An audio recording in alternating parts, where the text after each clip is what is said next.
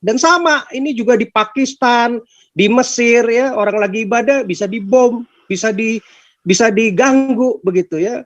Jadi lucu begitu. Orang akhirnya bisa melihat di zaman-zaman internet ini, orang mau pindah agama saja, mau murtad, mau meninggalkan, kadang nggak percaya lagi dengan ajaran ini, mesti dibunuh, ya, mesti aniaya. Akhirnya orang bisa melihat. Jadi kita nggak perlu takut untuk seperti ini. Ini semakin hal seperti itu ditampilkan di sosial media sekarang, ya bagus, semakin viral begitu ya. Jadi orang-orang yang Islam-Islam yang waras, Muslim-Muslim yang waras, Muslim-Muslim yang pakai logika, masa ajaran yang kayak gini mesti diikutin ya? Kenapa ajaran ini mesti mengajarkan hal-hal yang jahat ya, melakukan hal-hal yang diskriminasi? Nggak apa-apa, jadi nggak usah takut. Ya itu Pak Paul, jadi saran saya yang di Bandung koordinasi terus. Luar biasa. Ya, maju terus begitu. Kalau perlu ibadah di jalan, tampilkan seperti kayak di Medan kemarin ya. Wali kotanya takut, pengecut, ngumpet di kantornya, nggak berani, cuman suruh satpol pp-nya, ya biarin, tampilkan begitu ya. Kalaupun sampai ada kejadian, ya biar justru ditampilkan bahwa negara ya seperti itu ya, melempem begitu, presidennya pun melempem ya, akhirnya model kayak begini.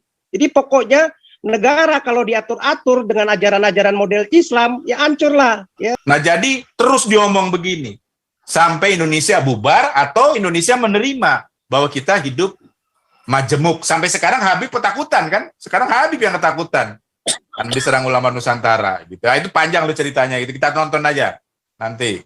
Apakah nanti pesantrennya Habib Bahar itu dihancurin apa enggak itu? Katanya sih ngomongnya mau dihancurin katanya. Ya, oke. Iya, Pak Tobing. Jadi begini ya, ini saya beritahu aja ya, tapi saya tidak kasih tahu nama. Ini beberapa apologet itu minta tolong saya loh, karena mereka sekarang mau dianiaya. Tadi saya ditelepon lagi, boleh tanya istri saya, Pak Tobing tolonglah saya ini diancam. Ya, kalau saya bilang SF pasti tahu lah ya, saya tidak perlu beritahu. Sekarang dia berupaya bagaimana dia mau melarikan diri dari Indonesia. Saya selalu ngomong ya dengan beberapa YouTuber, setiap kali saya selalu mengingatkan kalian jangan pernah membahas Al-Quran, itu urusan saya saja.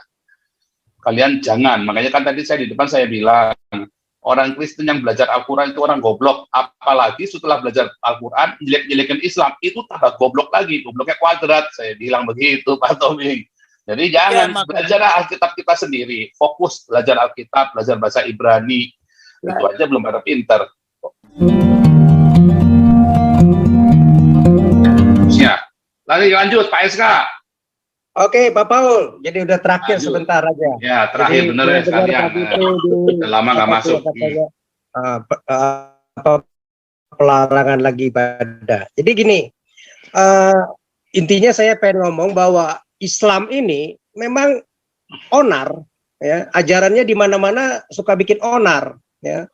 Jadi orang lagi ibadah nggak ngapa-ngapain juga pasti dibom, diganggu, ditutup. Jadi udah bukan rahasia umum lagi sekarang di zaman internet. Nah, ini bagus, ya, semacam kayak penutupan gereja, ada 100 ditutup gereja, semakin bagus lagi, semakin viral, semakin ketahuan lagi onarnya, ajarannya, begitu ya. Jadi dia udah ketakutan sendiri begitu. Banyak gereja, banyak yang murtad, banyak yang meninggalkan ajarannya begitu. Jadi kayak model-model kiai-kiai yang NU yang lebih adem ya, yang ngelihat mungkin wawasan lebih pintar dibanding yang kadun-kadun yang sebentar gampang diprovokasi sama UAS segala macam untuk mengganggu ibadah-ibadah orang Kristen ya, melarang-larang. Nah, mereka takut dengan cara-cara model-model yang seperti itu. Semakin di zaman internet ini diviralkan, ya muak juga orang-orang Islamnya sendiri gitu loh. Pengikut-pengikut muslimnya sendiri, akhirnya orang-orang muslim sendiri muak dengan ajarannya. Kok ajaran gua begini banget begitu. Di mana klaimnya selama ini ngomongnya ramatan apanya, damai apanya begitu ya. Adil apanya, nggak ada begitu. Akhirnya lewat kejadian-kejadian itu bagus, justru memperteguh. Nah, kita jangan takut begitu. Jadi nggak usah khawatir, ya seperti judul kali ini, dianiaya itu udah biasa. Memang dari zaman dulu, zaman Tuhan Yesus juga udah pikul salib sangkal diri, itu udah bagian kehidupan orang-orang yang menjadi pengikut Kristus, begitu ya. Nah, jadi kayak contoh di Bandung atau dimanapun, kayak di Medan kayak kemarin ya, dilarang ya ibadah di jalan, kasih lihat begitu. Kayak di GKI ibadah di istana, kasih lihat begitu bahwa ajarannya ini pengikut-pengikut Muslim ini yang selalu bikin onar yang begini modelnya, yang takut ada ibadah. Nah, akhirnya bisa viral ya di seluruh Indonesia. Semakin viral tuh semakin bagus, semakin muak juga pengikut Muslimnya juga. Akhirnya banyak, nggak heran sekarang. Kalau saya dulu lihat tahun 80-90-an, mungkin tuh gereja juga sepi. Kalau saya lihat KKR aja mungkin nggak ada tuh penuh-penuhnya ya. Saya zaman Morris Cerullo aja dulu mungkin cuma 3.000 orang. Sekarang satu gereja aja ibadah Natal aja udah bisa 100.000, 200.000 ya. Gereja Niko bisa 100.000, 200.000 orang begitu. Jadi perkembangannya luar biasa. Dan sama ini juga di Pakistan, di Mesir ya, orang lagi ibadah bisa dibom, bisa diganggu begitu ya. Jadi lucu begitu. Orang akhirnya bisa melihat di zaman-zaman internet ini, orang mau pindah agama saja, mau murtad, mau meninggalkan karena nggak percaya lagi dengan ajaran ini, mesti dibunuh ya, mesti aniaya.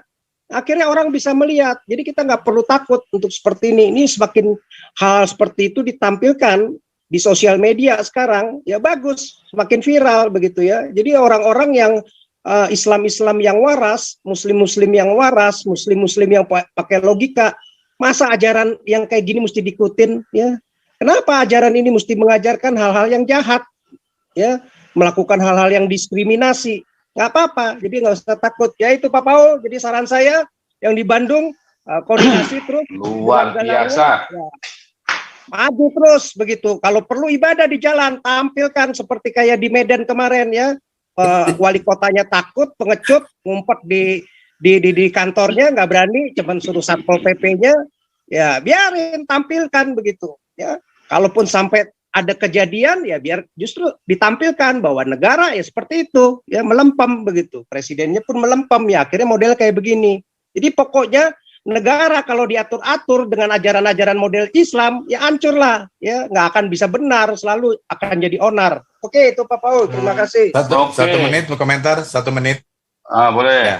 Jadi menyambung Pak SK, jadi memang itu ajaran agama Islam yang memang anti kepada agama lain di Indonesia nggak cocok. Nah, jadi kita kan mau menggunakan channel seperti ini, banyak channel seperti ini. Jadi kita ngomong aja terus, ya seperti tadi Pak SK bilang, ibadah di jalan, dibawa ke pengadilan. Sekalipun kita di pengadilan kalah, ya misalnya kalah, saya yakin Muslim yang murtad akan semakin banyak. Jadi kita akan terus ngomong. Jadi betul bahwa Muslim sendiri banyak yang tidak tahu bahwa di dalam ajarannya ya itu ada banyak ayat yang diskriminatif. Sampai disebutkan 300 ayat katanya kan. Nah, jadi terus diomong begini sampai Indonesia bubar atau Indonesia menerima bahwa kita hidup majemuk. Sampai sekarang Habib ketakutan kan? Sekarang Habib yang ketakutan. Kan diserang ulama Nusantara gitu. Nah, itu panjang loh ceritanya gitu. Kita nonton aja nanti. Apakah nanti pesantrennya Habib Bahar itu dihancurin apa enggak itu?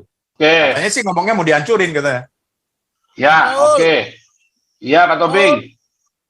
Jadi begini ya, ini saya beritahu aja ya, tapi saya tidak kasih tahu nama. Ini beberapa apologet itu minta tolong saya loh.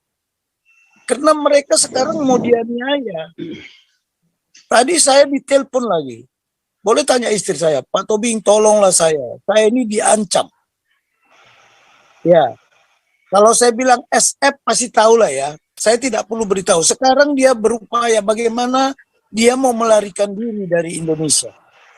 Saya bilang kemarin ada beberapa pendeta yang bawa wisata rohani. Ikut wisata rohani aja. Nah, nanti setelah lolos dari wisata rohani, baru Anda cari visa kemana-mana. Ini banyak sekarang yang udah mau dianiaya. Jangan nanti setelah dia dimasukkan penjara, baru kita sibuk. Nah, ini bagaimana meresponnya? Coba, saya mau tanya lah. Saya mau tanya, saya udah lapor, sudah saya beritahu Galarua. Dia sekarang tadi pagi telepon lah Pak Tobing, saya ini sudah diancam coba. Dia apologet yang bermain di YouTube terus. Ya makanya saya bilang, apakah kita dengan menjelek-jelekkan mereka, ya dengan menjelek-jelekkan mereka, apakah itu bukan perang? Perang sebenarnya. Tapi mereka datang sekarang. Apa mau? Siapa mau datang sekarang? Temuilah. Saya panggil dia. Dia sekarang udah pindah-pindah tempat dia. Karena dia diancam. Bahkan mau dibunuh. Ya dia murtadin. Ya, dia sekarang sudah menjadi apologet. Nah sekarang mana? Jangan nanti dia sudah ditahan di penjara baru kita sibuk. Nah sekarang bagaimana? Memang dia bilang saya nggak punya uang Pak kalau saya mau berangkat. Nah mana? Terima kasih. Saya mau beritahu yang di Garut ya. Ini sebenarnya saya jadi nggak enak. Kenapa? WA-nya datangnya ke saya. Ini udah Pak Tobing berapa yang di Garut jangan dibahas dulu Pak Tobing. Nanti ada inti internal. Oke lah. Nanti saya kasih tahu Pak Tobing. Oke, tetapi kita karena kita sudah ngomong bagaimana pendekatan kita, jangan kita dikejar-kejar. Kalian tidak dikejar-kejar, saya yang dikejar-kejar. Saya bilang saya nggak ada. Dan Pak Tobing kita dikejar-kejar, tapi karena kita sudah ada aturan, mereka tidak mau ikut aturan kita, mereka ngejarnya Pak Tobing. Dia pikir Pak Tobing bisa neken kita, gitu loh. Ya, saya nggak akan mau karena saya bukan. Ya, tujuannya mereka begitu. Tapi saya bilang jangan, pokoknya biar ikutin aturan. Saya udah bilang Pak Santiamer juga, ikutin aturan aja.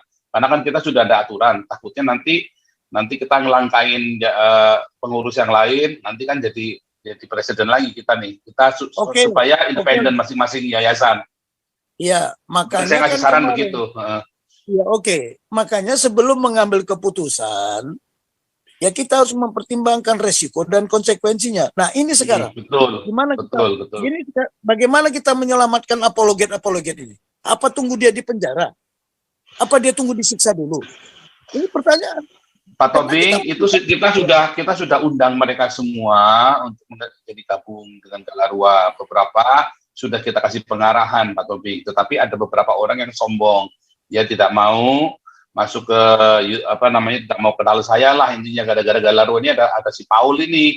Ya kalau mereka nggak suka sama saya, ya gimana kita mau tolong?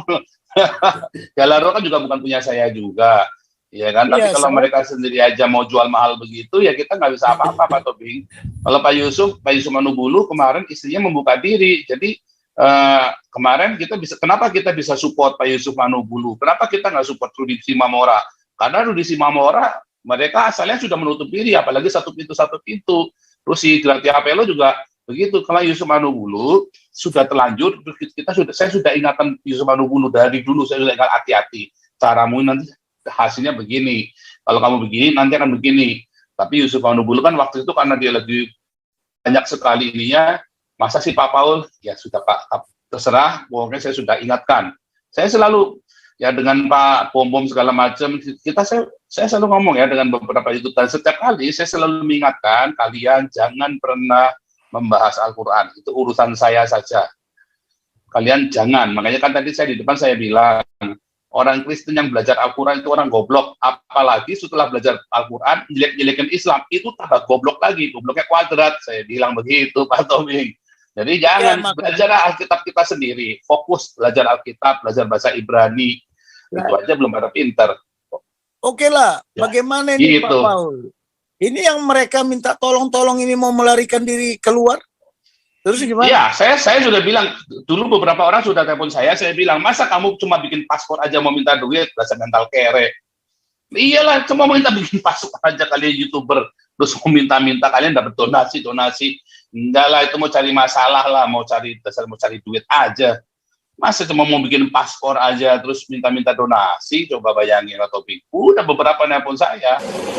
Waktu itu sama si ceker babi itulah yang ngasih tahu, coba itu Pak. Tiba kamu mau bikin paspor aja, saya jadi apologet. Ya, saya sudah siapkan. Apa saya pernah minta? Enggak, saya siapkan semuanya. Saya tahu caranya. Saya sudah siap semuanya. Tetapi orang-orang ini terlalu sombong buat belajar sama saya, termasuk si Saifuddin kan. Akhirnya ruwet kan ya. Nah, coba kalau dia dulu percaya sama saya, dia nurut sama saya. tak kasih tahu caranya supaya keluarganya nggak sampai berantakan. Kalau kita smooth, satu-satu kita sudah siapin, ya kan? Sebetulnya sebelum Saifuddin ke Amerika, saya sebelum ribut sama si Saifuddin untuk ributin kita, saya sudah ingetin Saifuddin. Baiknya caranya begini, nanti kita atur di sini. Semua apologet siapa? Sofiatul lah, Fatimah lah, siapa lagi tuh? Semua apologet yang terus ada sahabat lagi dulu, saya lupa nggak kenal itu ya. Semua ya, termasuk si siapa itu yang ininya yang Edis siapa lagi itu, semua sudah saya nasihatin. Tapi yang konyol mau bikin paspor aja nungguin donasi. Saya hacker ini, wah kamu paspor cuma 500.000 aja. Si Deborah juga sudah pernah saya bilangin semua. Jadi Amin Wijaya ya, sampai kita waktu itu ya ada yang mendonasi buat bikin paspor, nggak tahu sampai di mana paspornya, itu nggak jelas. Itu semua sudah kita urusin Pak Tobing. Tetapi dasarnya mereka itu memang mau saya nggak tahu pemikirannya mereka, tetapi mau bikin paspor aja saya nunggu ada yang janji mau bikin paspor. Ini goblok, saya bilang. Kamu ini nanti mau bikin paspor saja nungguin ada yang donasi. Nah itu repotnya begitu, paspor cuma 500.000 saja nunggu ada donasi, kan repot saudara.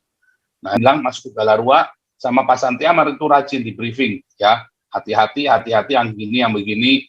Mereka kadang-kadang kalau ya ragu, mereka nanya saya, terus saya bilang kalau ini nanti kamu melanggar hukum, jadi kamu caranya dibeginikan atau jangan diupload sama sekali. Selalu begitu ya, beberapa konsultasi dengan kita. Tapi kan kalau yang belagu-belagu ya terserah, kita nggak bisa bantu.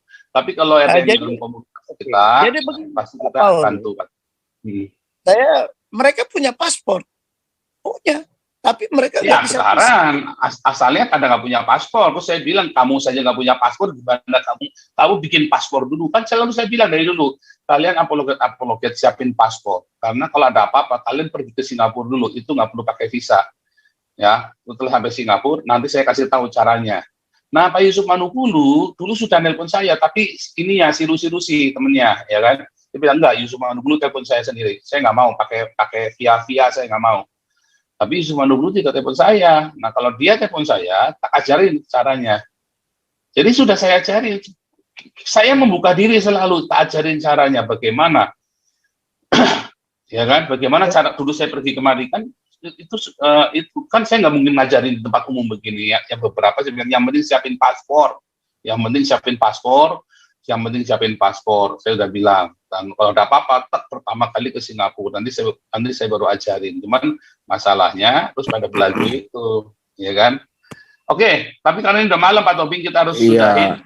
Iya, di sini sudah pagi Pak. Jadi itu teknik dan strateginya tidak perlu dibuka. Jadi sudah dikasih peringatan, awas ada api. Lu sudah dikasih tahu ada api, lu berani ke sana, lu tanggung jawab sendiri dong. Nah, gitu aja lah. Oke, apologet Indonesia, nggak usah sok-sokan membahas Islam, nggak usah. Kalian pelajari Alkitab saja, jangan kayak ini ya. Wow, harus Al-Quran hafalnya luar biasa. Begitu ditanya Alkitab blongak-blongok. Kadang-kadang saya juga geli sama apologet ini ya. Ya, Bung Beta silakan tutup dalam doa. Ya, Pak Paul, sebelum tutup doa. Ya, boleh. Saya sampaikan ide ke Pak Santi Amer mengenai spanduk penutupan rumah ibadah itu. Ya, terkait dengan apa yang dialami idenya Pak Tobing juga yang waktu zamannya Bibit Waluyo perang spanduk. Itu mungkin saya sudah bicara dengan Pak Santi Amer di Zoom itu, dan Pak Santi Amer antusias. Namun perlu ada keputusan internal terlebih dulu tentunya ya untuk implementasinya nanti. Nah, menurut saya perang spanduk ini atau menampilkan spanduk penolakan rumah ibadah ini penting nih Pak.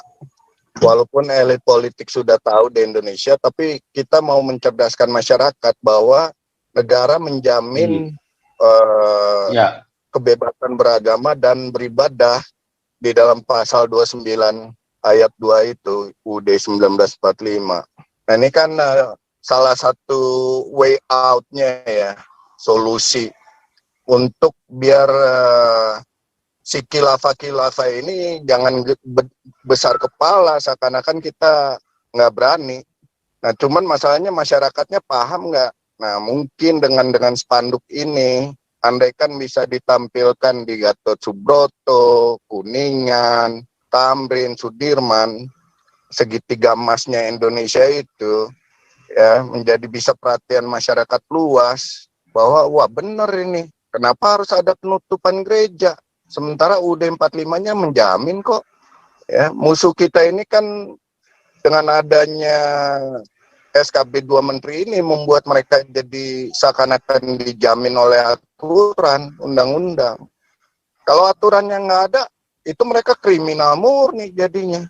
Ya, nah, mungkin bisa ditindaklanjuti lagi dengan Galarua. Saya juga sudah bicara dengan Ketum Pancasila Diaspora USA untuk kita sekecil apapun bisa sebagai mitra bisa membantu. Kita tidak ingin menjanji-janjikan seperti ada salah satu bapak di sini menjanjikan ingin kirim uang besar atau apa. Kita nggak mau yang siasat-siasat yang menjebak. Kita mau realita aja. Kesanggupan kita segini, kita bantu segini. Tapi bukan hanya kita bisa semua pendengar ini melihat bahwa wah ini bagus nih, ini perlu didukung. Bayangkan kalau 1.000 orang aja chipin 100.000, ya sudah berapa? Udah 10 juta, ya kan? Atau udah bahkan 100 juta. Itu spanduk bisa kita gelar, bukan hanya di segitiga emas, mungkin satu Indonesia, setiap kota-kota besar. Masyarakat harus sadar bahwa negara ini bukan negara agama.